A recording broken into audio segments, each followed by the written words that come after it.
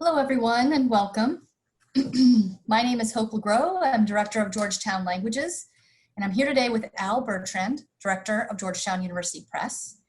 We are delighted to have with us Reem Bassiouney, linguist and novelist. Reem's academic work focuses on Arabic linguistics, where she explores language and gender, code switching, register, language policies in the Arab world, and linguistics and literature. Among her publications are Arabic Sociolinguistics, which is now in its second edition, Arabic Language and Linguistics, and Language and Identity in Modern Egypt. She also is the author of many novels, including The Pistachio Seller, which won the Sawiris Cultural Award for Best Novel, and the recently published The Mamluk Trilogy, winner of the Naguib Mahfouz Award for Best Egyptian Novel, and that is in the process of being translated into English. Reem currently teaches at the American University of Cairo, and lives in Egypt with her husband and 2 children. Reem, welcome. Thank you so much. I'm really very happy to say that I have cooperated with Georgetown University Press in the past. They have published the first books that I'm not my first book, they're my second book that I'm very proud of, Arabic Sociolinguistics. They co-published it with Edinburgh University Press. It was a great success, and it was a great collaboration between us. Since then, we also together did GERT papers, and we did the Arabic linguistics book. And then after that, we managed to rejuvenate Al Arabiya journal for 3 years. So we had a great productive time together when I was at Georgetown. So I'm really honored and delighted today to meet Hope again after 7 years. And you haven't changed at all. So it's really great to meet you.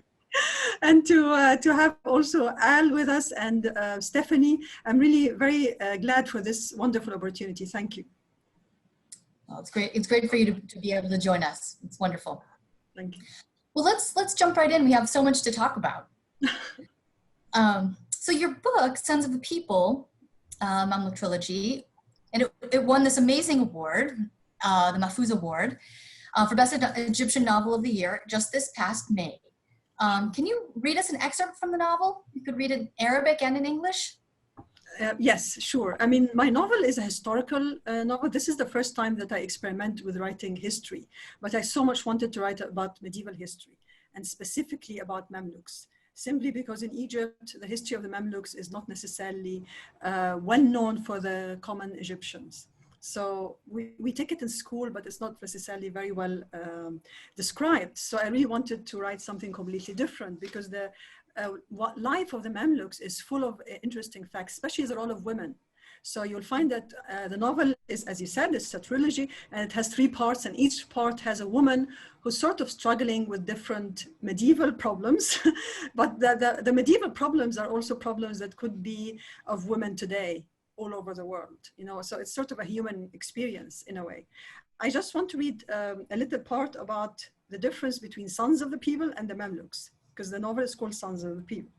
So I'm read it first in Arabic and then in English. The English translation is by the famous Roger Allen. I don't think I need to introduce him. He's just a very important professor and also translator of great works like the work of Naguib Mahfouz. So I'm very happy and lucky to have him as the translator of my novel.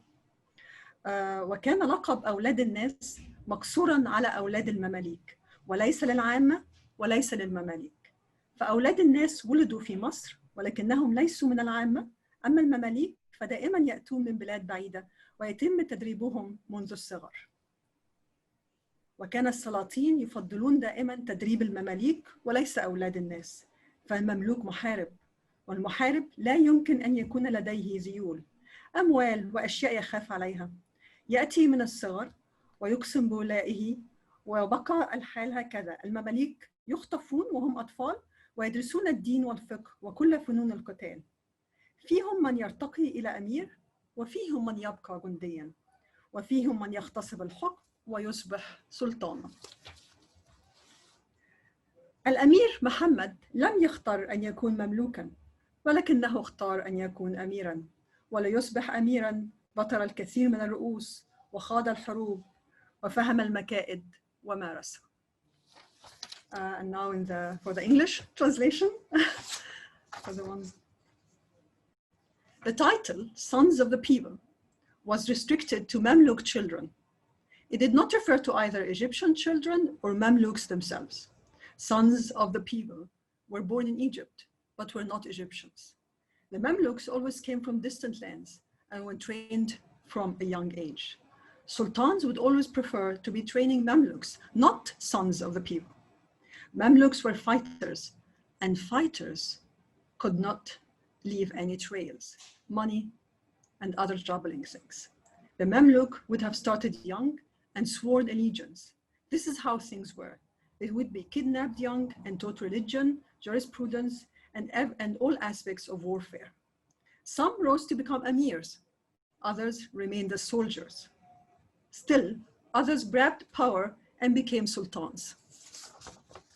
Prince Muhammad had never chosen to be a Mamluk, but he had indeed chosen to be an emir.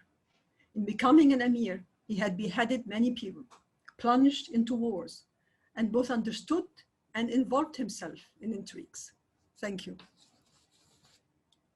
Thank you. That really is beautifully translated. When will the translation appear in English? That's a difficult question. We're still waiting. Once we have any news, I'll let you know. Okay. So maybe we could talk about translation for a minute. You know, as a bilingual person, how involved are you in the translation of your books?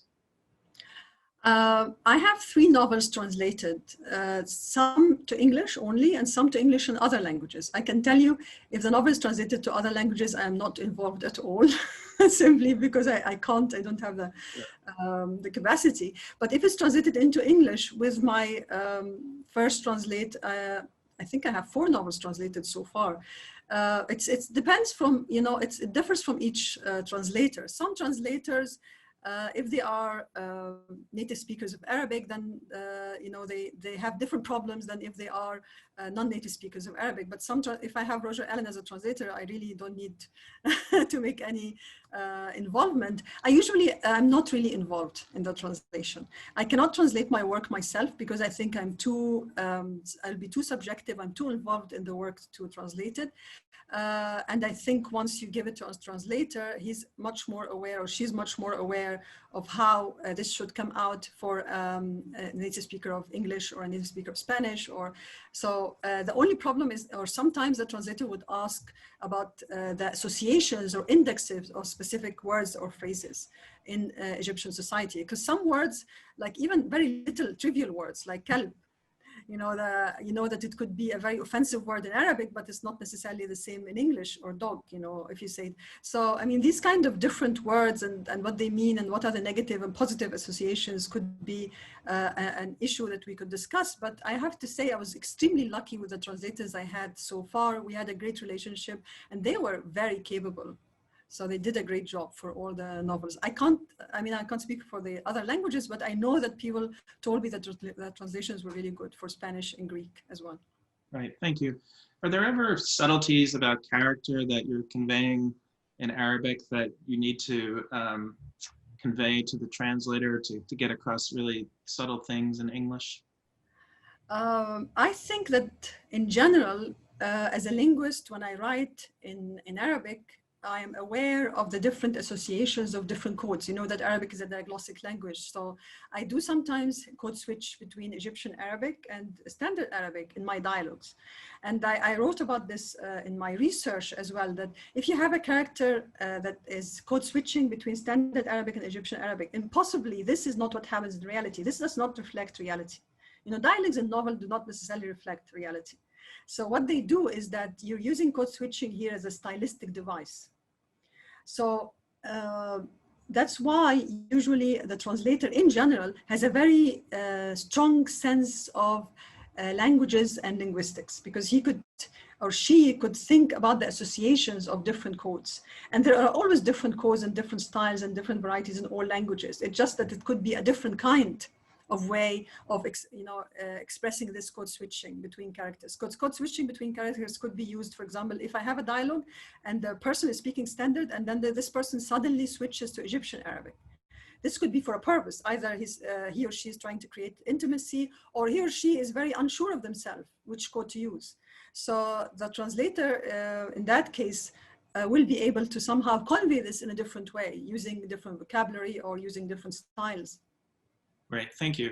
And before I hand back to Hope, I'll just say to everyone watching and listening, we're happy to take your questions. Just please put them in the Q&A function and we will feed them to Reem. So thank you. Hope, do you want to ask the next question? Sure, thanks, Al. So you did mention already that your newest novel is very historical, but you do have a lot of history in your other novels as well. So, I wondered if you could talk a little bit about, your sense of history. How does your sense of history inform your fiction, right? So if you're thinking about writing a novel, how do you approach that? This is a very important question, to be honest, because I think it will go back again to my linguistics work, my sociolinguistic work specifically. When I wrote my book, Language and Identity in Modern Egypt, and it was all about Egyptian identity and how do you define an Egyptian? And I am an Egyptian. So in the book, it says that language is somehow intertwined with history all the time. Egyptians always, when they define themselves, have to situate themselves within a historical framework. Whether this historical framework is the ancient Egyptian history, whether it's Islamic history, Coptic history. I mean, they have lots of layers of history that they could go back to. So there's always this, how do you define the authentic Egyptian identity? And in all cases, it's about how Egyptians talk about themselves, and they talk about themselves by referring to history. And in my book, I refer to this as historicity. So I think you're right. In all my novels, the ones that are translated into English, like The Pistachio Seller, Mortal Designs, or Professor Hannah, especially Mortal Designs, history plays a very important role, and is always there. This is the first time that I actually write a complete historical fiction. But before that, history was somehow present in the background of a modern era. But this time is actually all historical, although the modern era is present in the background. Yeah, I think it seems like a natural extension of where your writing has been going. Yeah. Al, I think you have a question that might follow up with that nicely. Yeah, so I saw an interview where you were talking about Sons of the People, and you mentioned that the book allows you to explore the Mamluks as simultaneously outsiders who see themselves as Egyptians. And I'm wondering if you could discuss this important theme of being an outsider and an insider simultaneously. I think when I thought about this theme for my novel, I was thinking about the super diversity that we actually have now throughout the world. And the struggle also for people who would like to have much more homogeneous, unrealistic societies where there is only one language, where there are monolinguals, where people all have one color, and this we know now is becoming almost impossible in our modern world. And I wanted, at one point, I think I have to refer to this because it's very important for my novel as well. There was a talk once by a professor, I can't remember the name, but the talk was showing the contributions of migrants or immigrants to the British culture and identity. And you would be surprised how many of the people that we think about as iconic British are actually originally foreigners, or what we would think about as coming from foreign ancestors. And this is the same in Egypt. It's the same everywhere. It's actually immigrants that create sometimes a strong cultural identity for a place. Some people would argue with me when I was, when I wrote my novel, and they said, no, but Mamluks are not Egyptians. So then I said to them, how do you define an Egyptian? Is it someone who's born in Egypt, or how do you define it? I mean, how would you think of yourself as an Egyptian? Like I know for myself that I have one grandparent that comes from the Mamluks, for example. So does that mean I'm not Egyptian anymore? Or does that, and then you have one who comes from this, we all are actually a blending of different races and it's very difficult to somehow think that we all come from a kind of homogeneous background or race. So what I was trying to do in my novel is that I was trying to show that Mamluks may have not been born in Egypt, but they don't have any other home. This is where they live. this is where they build, this is where they rule, and this is where they die. So would you consider them Egyptians or not? And that's this is a big question in my novel. And what was really interesting and I found is that their kids, the sons of the people, as we call them, their kids are considered sons of the people. But after 2 generations, they are called Egyptians. Right. So this kind of, merging of different cultures. In my language and identity book, I spoke about how immigrants also have somehow created this idea in the beginning of the 20th century, have had a very big role in creating this idea of an Egyptian unified identity. So we have someone like the very famous poet, Bayram el-Tunsi. And he's the one who wrote the very famous song of I am the Egyptian of noble origins. He was not Egyptian, he was Tunisian. And so this is what I'm trying to say is that, but he was in love with Egypt. He lived in Egypt. He was Egyptian in my, in a different sense. And this is a question that perhaps is important in medieval Cairo, but it's extremely important in the US at the moment. It's very important in the UK. It's extremely important in Germany. It's a very important question. We're dealing with so much super diversity, with so many immigrants, with so many refugees. Are we always going to consider people coming from outside outsiders, or are we also going to consider them insiders? And when do we consider them insiders? And what is an insider? I mean, these are issues that are important for linguists, for writers, and for us as human beings. Absolutely, and thank you. That's a fascinating topic. Hope, shall I hand back to you for the next question? Sure, I hate to follow that up because I'm going to change the topic a little bit. We know you're a novelist and you've been talking about your novels here, but you're also a linguistics scholar. Can you talk a little bit about your research interests there and what you've been working on? Okay, so I have started, I mean, since some people here don't really know me, I know some of the participants are listening to me for the first time. I started doing my DPhil in Oxford University, and I did it in sociolinguistics. But it was not about the kind of conventional variation where I'm correlating independent factors with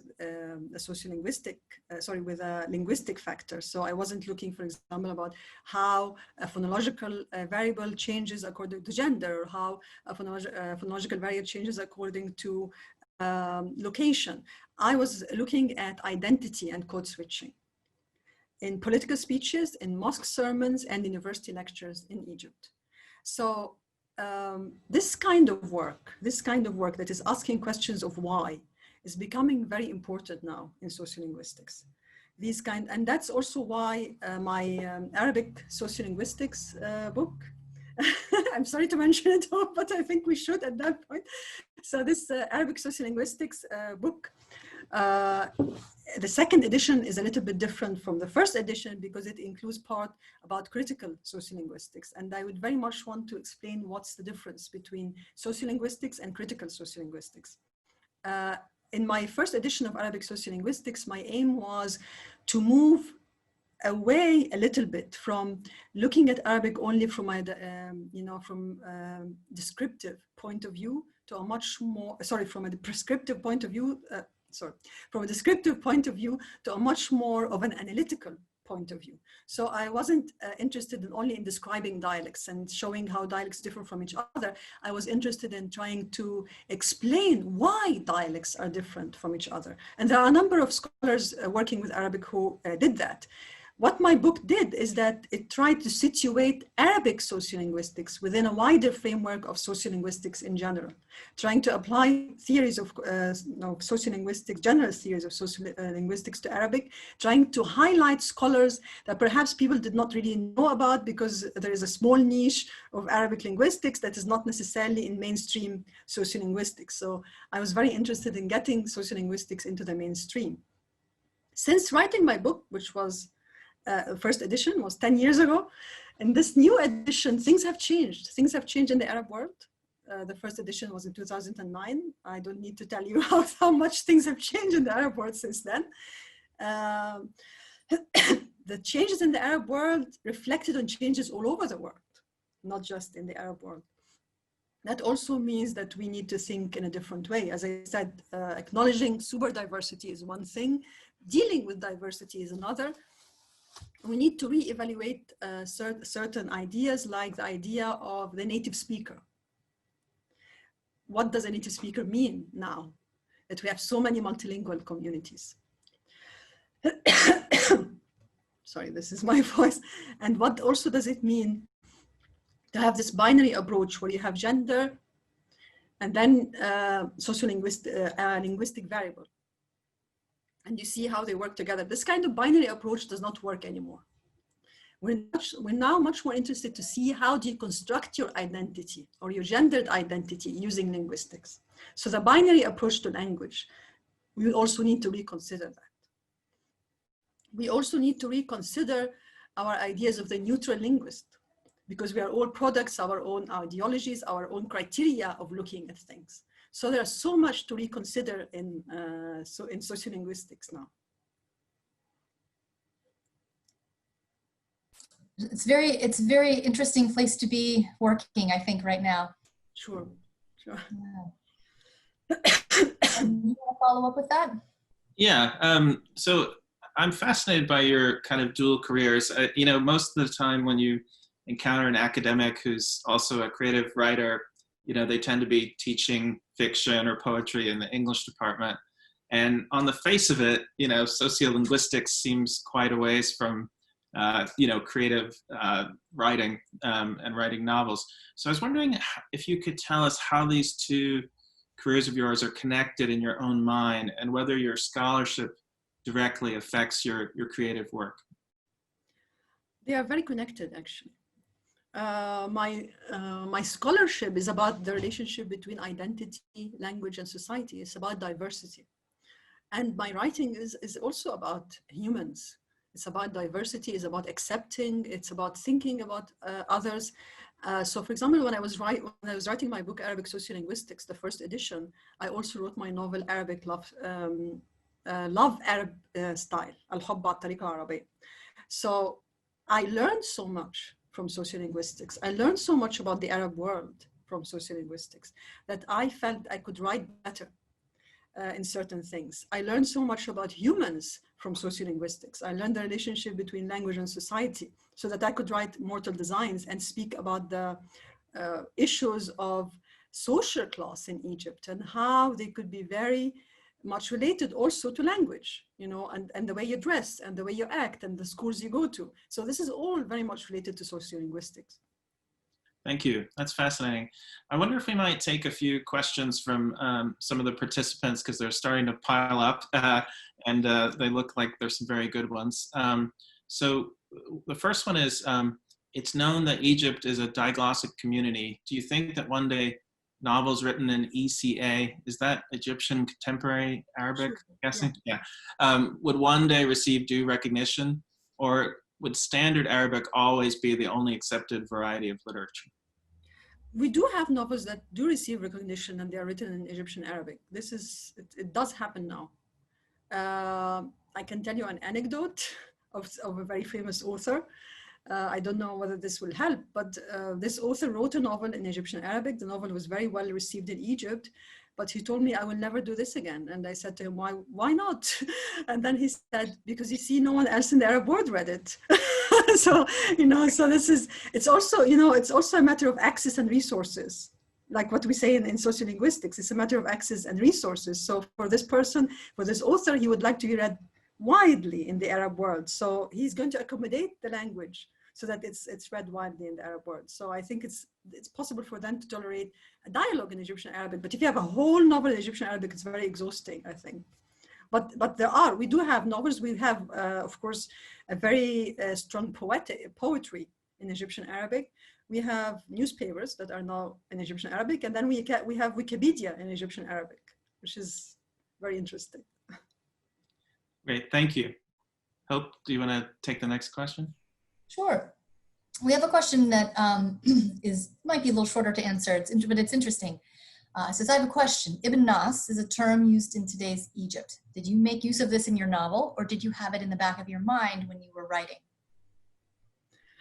That's a very good question. I think I must have had it, of course, in the back of my mind. Lots of Egyptians mistakenly think that Ibn Nas or Sons of the People refers to the Mamluks. It doesn't. It refers to the children of the Mamluks who were born in Egypt with parents that were known.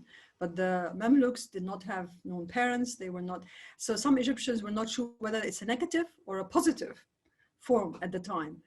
What I could say is that we're still not sure at the time whether it's negative or positive, but we know now it's a very positive thing to say. So perhaps at that time it was also a positive thing to say.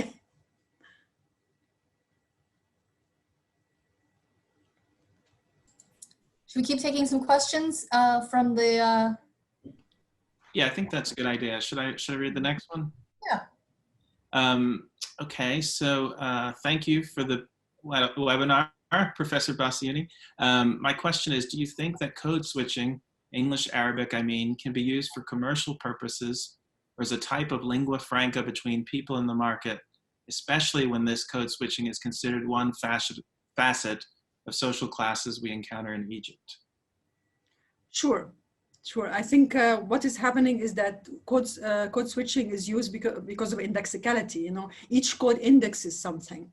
So Arabic indexes something, and then English indexes something. It has a term in terms of associations. It's associated in the mind of Egyptians with class as well, not just. So we have so many ads, especially if you go on the street, you find all these banners about new developments, and they're all written in English.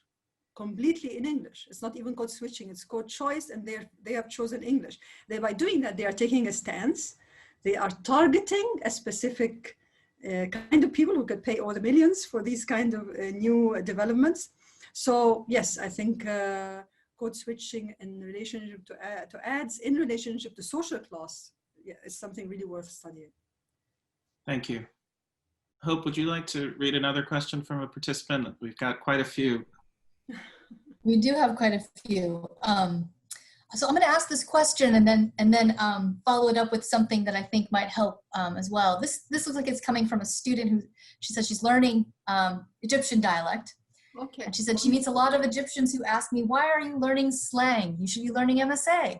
Egyptian is not slang, I tried to explain, but I can't make myself clear. Any suggestions on how I can explain to natives that their language is not slang? And I would say you might preface your answer to this by just, for those of us who, or those people who are watching today who aren't as familiar with Arabic language and the diglossia, to kind of give a sense of what that is, and then you can respond to the question.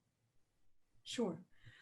So in all the Arab world, you have a diglossic situation. A diglossic situation means that you have one, according to Ferguson, we're going back to Ferguson, the classic definition of diglossia, where you have one variety that is formal and another variety that is informal, or we say one code that is formal and one code that is informal, although this is a very kind of fuzzy way of explaining it. There are so many details. So the formal one is used in literature, it's used in reading the news, it's used in religious sermons, and then the informal, or the Egyptian, the colloquial one, is used in everyday interaction. This is a kind of classic diglossia, the definition of diglossia.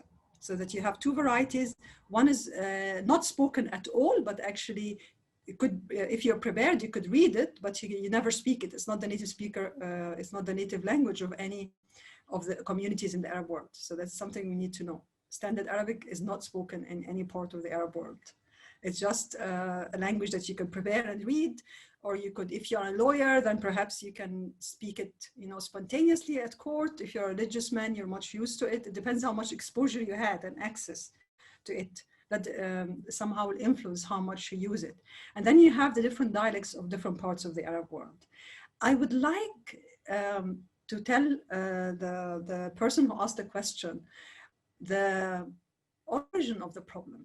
Because once you know the origin, you will somehow realize also why there is this kind of problem. The origin is basically what I mentioned in my book, is that linguists are not neutral. Linguists are a product of their own cultural and sociological and political context.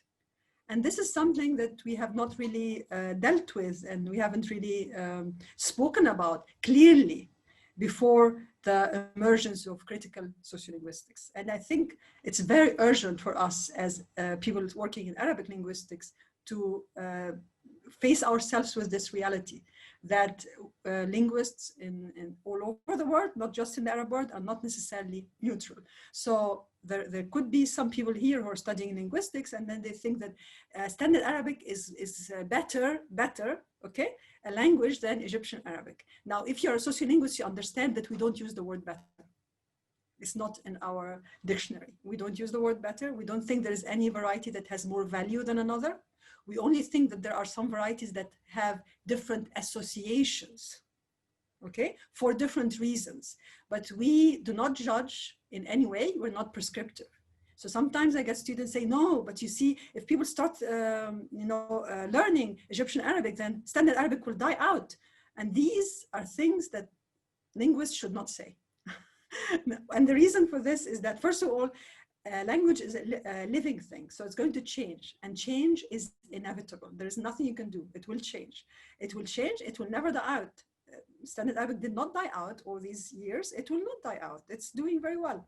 So, no, this is one thing that is really important. So what you could say to people to reply to this is that your slang, which by the way is not a precise term for what they are using, is very nice. Why don't you want me to use it if you are using it yourself? This is the kind of reply that you could say. But always bear in mind that this person is speaking to you in this way because he's not a sociolinguist. He does not understand that languages, codes are all as, they have the same value, they are as important. And that's something that is very difficult sometimes to get through. So.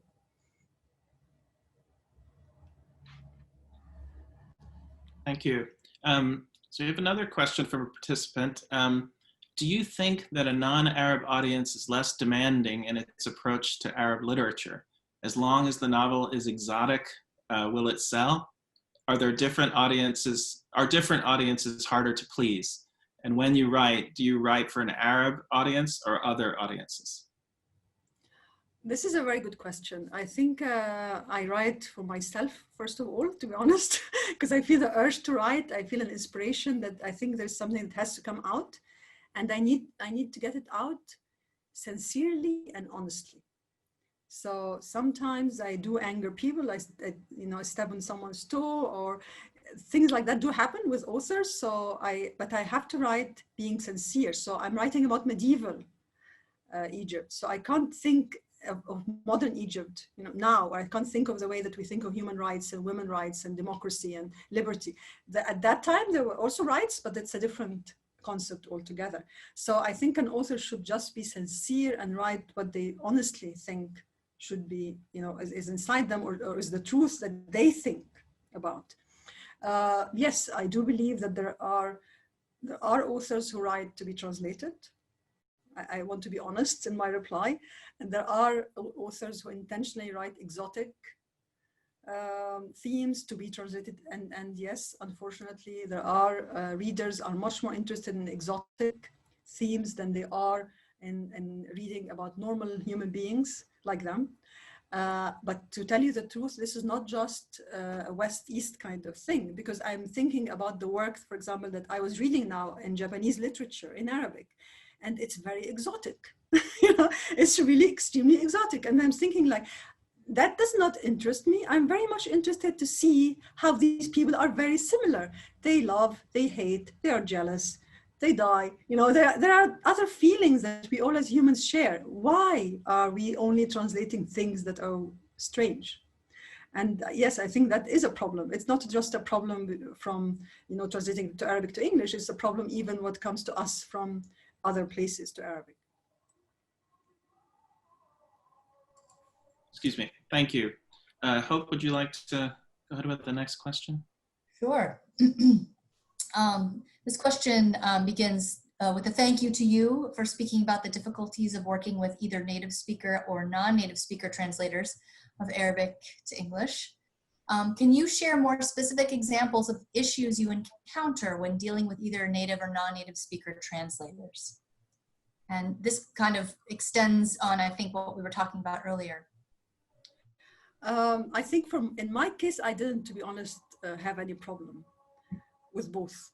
But I can speak about other colleagues. For example, my friends, the translators who are native speakers of Arabic, when they are translating something into English, they always tell me that they can understand very well the concepts. It just sometimes dialogues are very difficult because you want the dialogues to be sincere in English, whether it's American English or British English. How are you going to render this? So for them, it's much more about rendering English natural, but they can understand all the concepts. And then I also heard from my colleagues the different, the kind of the opposite. So we can render it very naturally, but there are certain little associations that we are not sure about, or we don't know what this refers to, especially things that are very idiomatic, terms that are very idiomatic, that are very recent, that are used only in gangs, for example, or that are used only with youth. So things like that.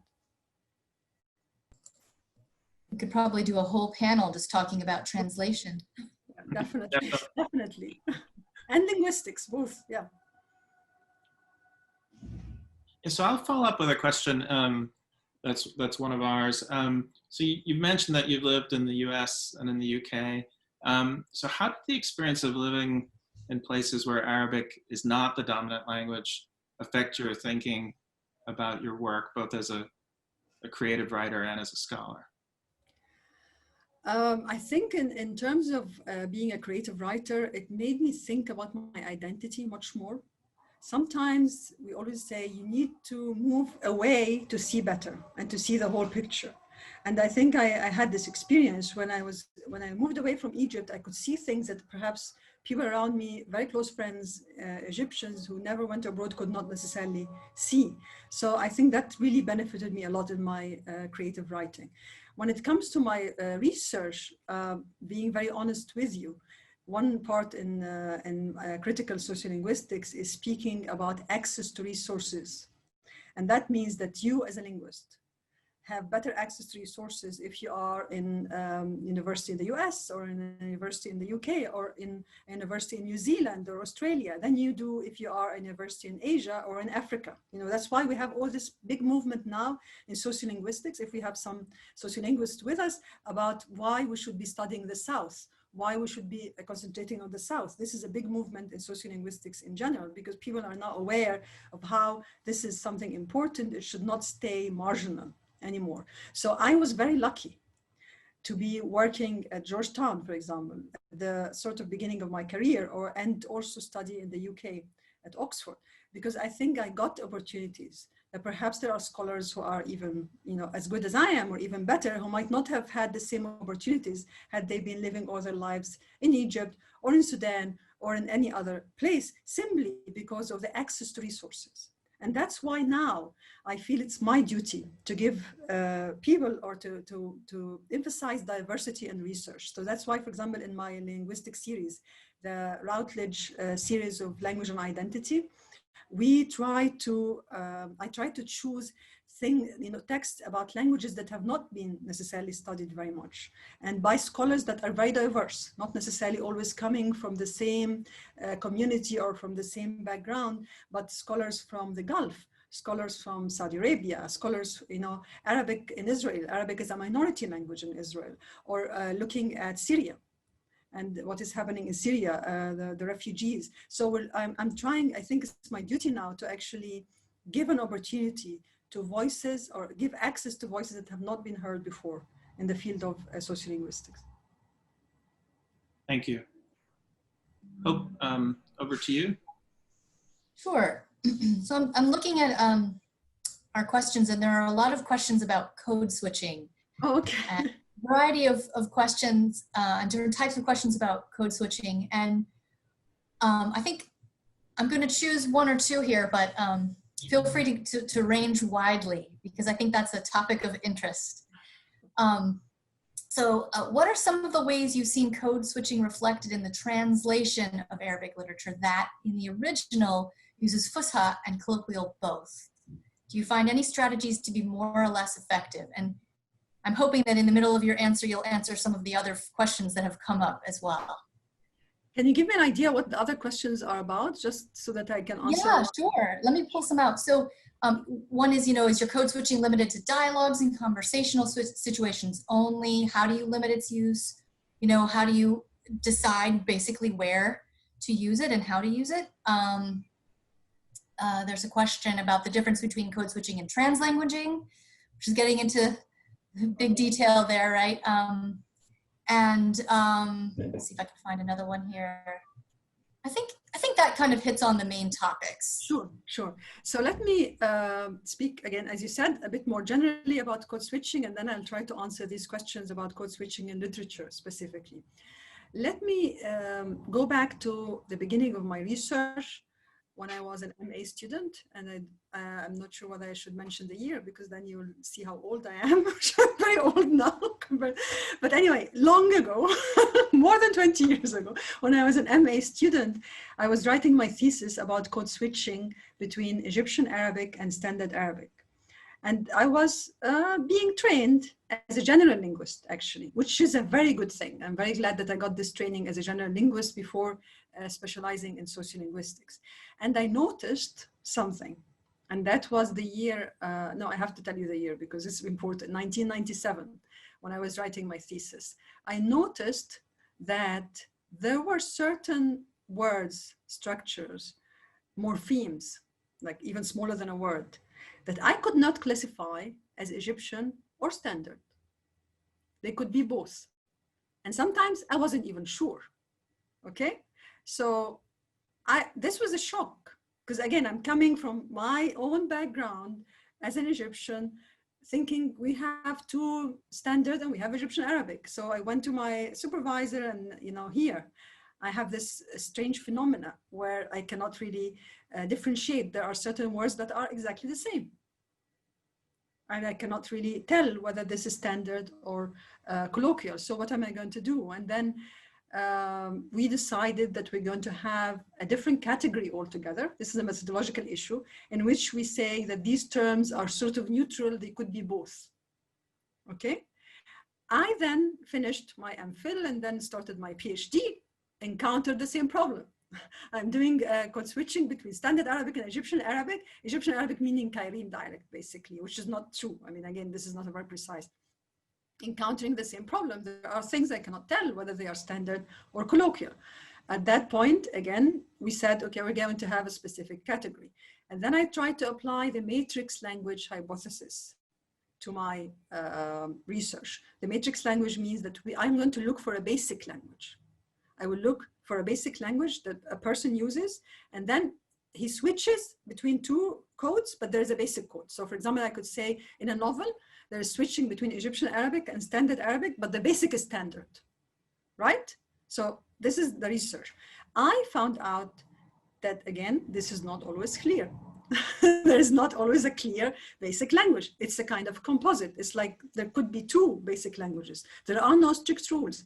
But I found out that there are other scholars who were doing something else about Tunisian or doing something else about Gulf, about Saudi Arabic or Arabic and Riyadh, who came up with very similar conclusions. They also could not find a basic language. It was years later that the term translanguaging came up and solved the problem that we had since 1997, which is basically that when you are switching, answering the question of what is translanguaging, when you are switching between languages in your brain, you're not thinking, my basic language is Standard Arabic, and then this other. No, you are trained to think in two languages, okay? Very few people on earth have only one variety. Most people have different styles, different codes, different ways of speaking. And they can merge them together. They can blend them together beautifully to be able to render themselves accurate in the way they speak or effective. And so when translanguaging is basically trying to rethink the idea of having clear borders between Standard and Egyptian, whether in novels or whether in speaking or whether in anything, trying to rethink about our idea of having a basic language. Like sometimes, again, because of this idea of the neutral linguist that does not exist, some linguists in the Arab world would say, oh, but the basic is always Standard. No. Some other people will say, but the basic is always Egyptian Arabic. No. It really, if you have access to both codes in your mind, then you have a merger of both codes. We cannot necessarily have this kind of strict definition. Authors, when they write, they are not necessarily linguists. So if I speak about myself, I might be much more aware of when I'm code switching between Egyptian Arabic and Standard Arabic in my novels.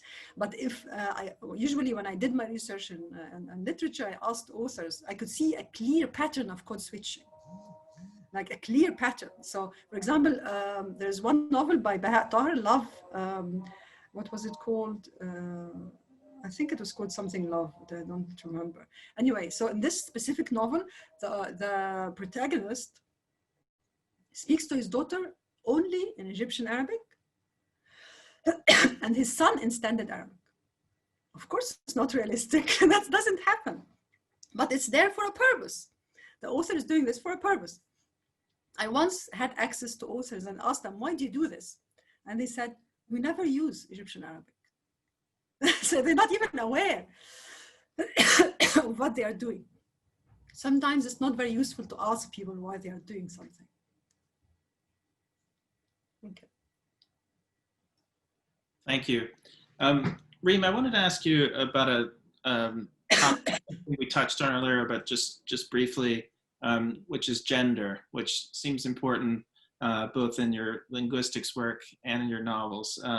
So in Arabic sociolinguistics, you mentioned that research hasn't even been done on many aspects of gender and language, and your novels include explorations of women in Egyptian society. So can you talk a bit about this issue and how it's important to you, both in your creative work and in your scholarship? I think capturing the diversity in the Arab world is very challenging. And again, if we are applying Western criteria, then we cannot capture the diversity. So I want to share something with you on screen now, and I'll tell you two stories, and that will somehow summarize a lot. Okay. So what you see here is the Arabic sociolinguistics book. And if you look at it, you'll find that we have three women that look different. One of them is totally, veiled. She even covers her nose and mouth, and she only shows her eyes. The other one is just veiled, and one is not veiled at all.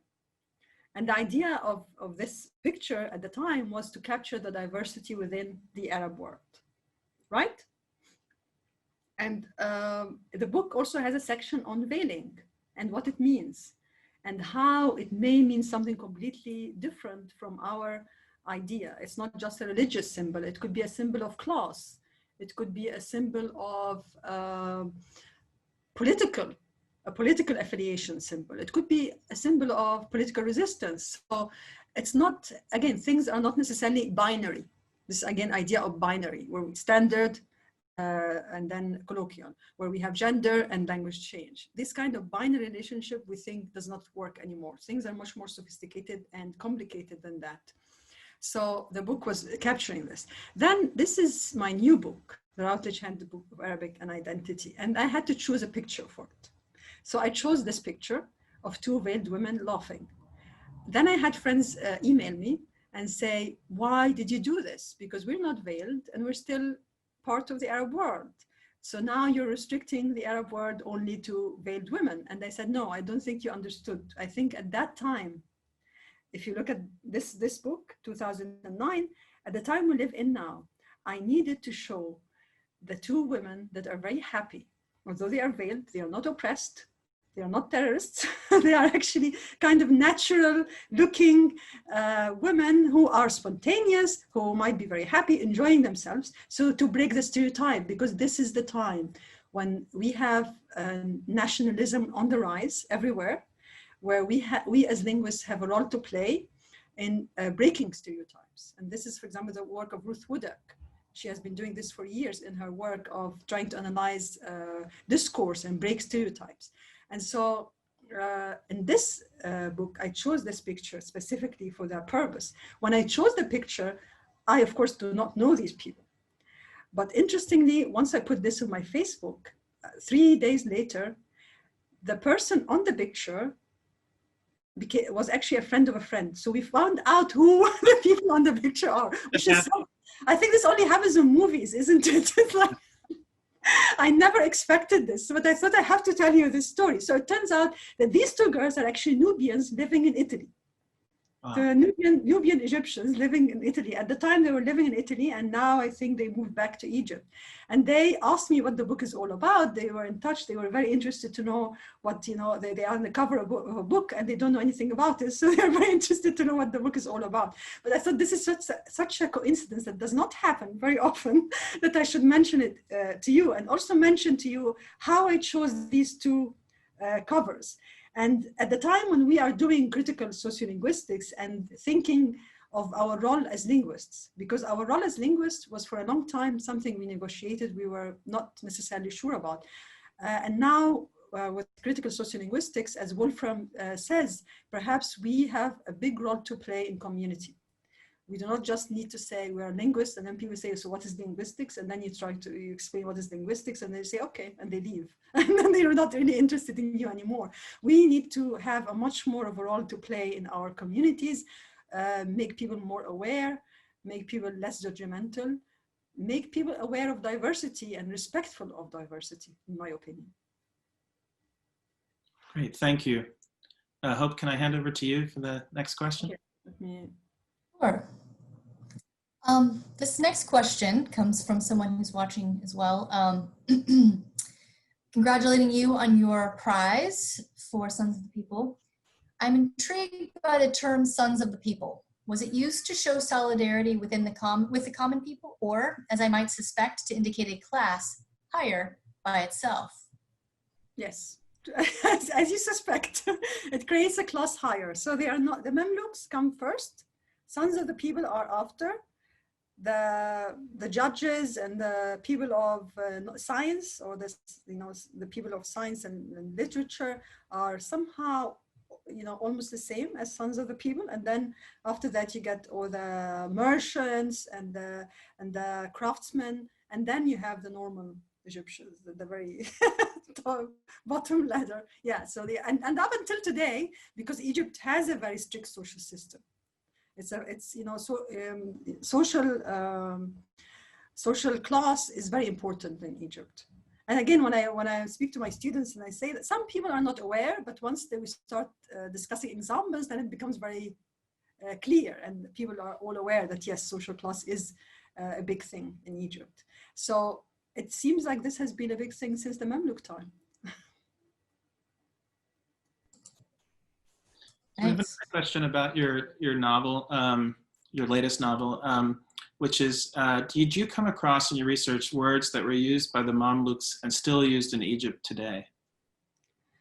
Yes, the word ustaz, as in when you say about someone ustaz, or you refer to someone as ustaz, the Mamluks say this about their leader.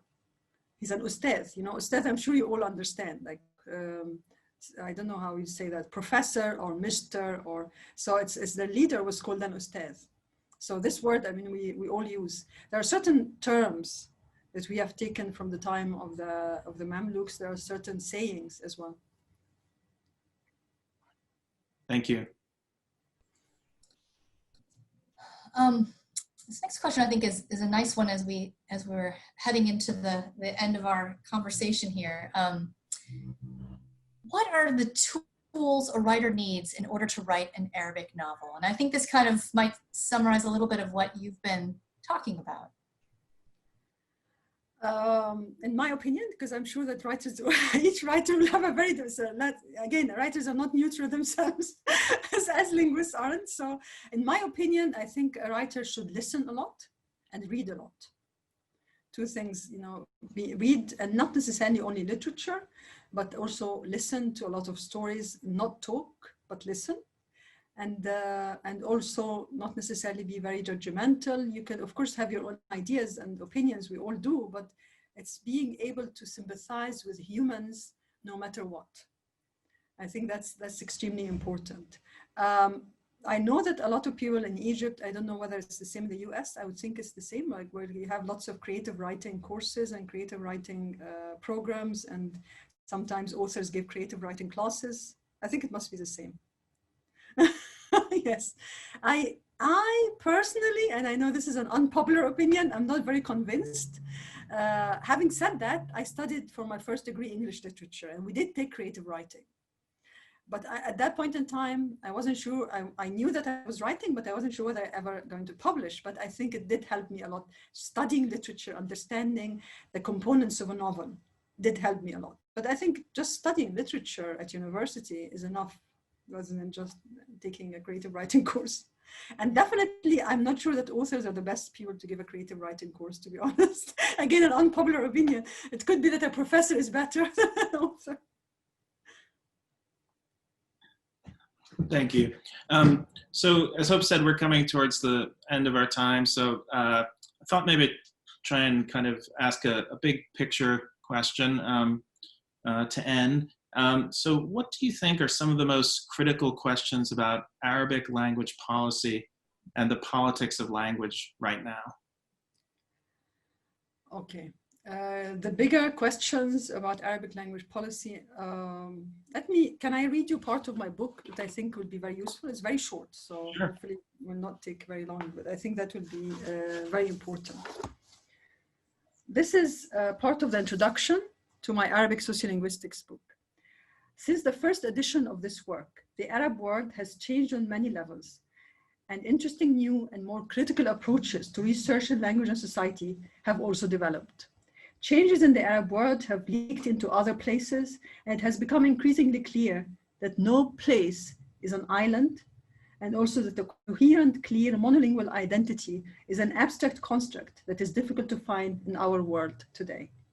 Since 2010, a year after the first edition of this work was published, there have been upheavals and revolutions in many places in the Arab world, some more peaceful than others, with regimes toppled, refugees created, and civil wars that are still lingering.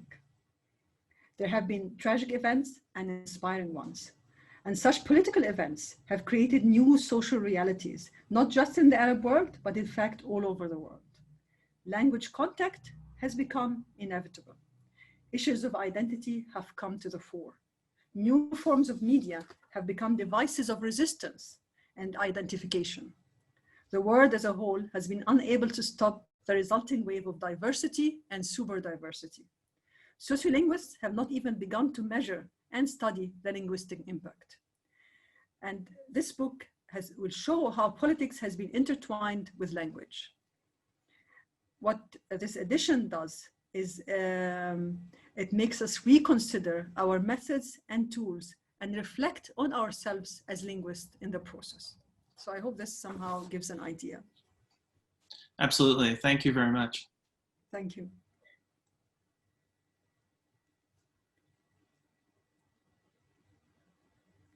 Would you please for a moment? Well, trying to think if there's a better way to end. I think that just gives us so much to think about. I don't know. I'm just pondering it. Let's take one more question here from that came to us. So this person says, I've read Sons of the People and immensely enjoyed it. A fiction that takes a deep dive into the Mamluks epic. A novel that takes you into rich realms of history, human relations, conflicts, etc. My question is, how have you managed to extend the theme of eternity of architecture through the trilogy? To extend what? Sorry, I didn't hear that. The theme of eternity of architecture. Yeah, I think this is a very important question and also a great one to end this sort of.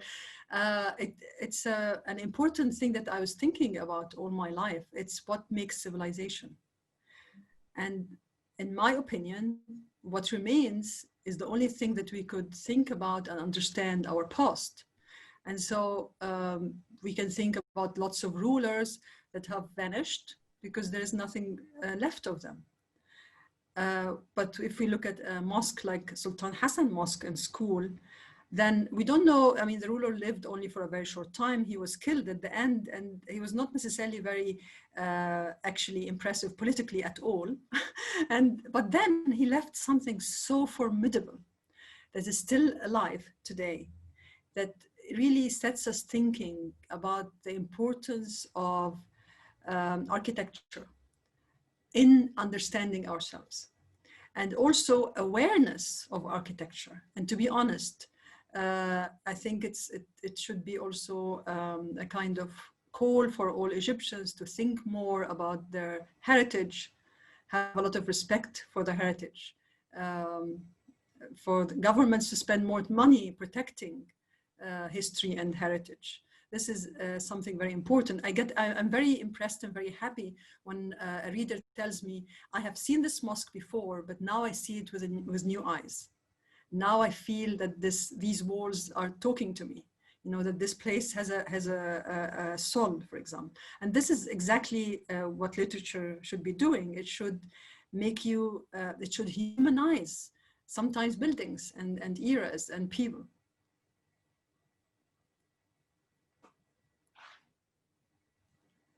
That was wonderful. Thank you. And I think we're coming to the end of our time now, unfortunately, judging by the number of questions that remain unanswered. We could continue for some time, but I think Hope and I both want to thank you for doing this, for being here today. I enjoyed it immensely and learned a great deal. And thank you again. Thank you very much. Again, it's wonderful to be cooperating together. Again, we had such a useful and successful cooperation in the past, and I hope we'll still cooperate together in the future. And thank you so much for this wonderful opportunity. And it was great to see you again, Hope. You too, Reem. Wonderful. Thank you. Thanks, Al and Stephanie. Thank you all. Bye.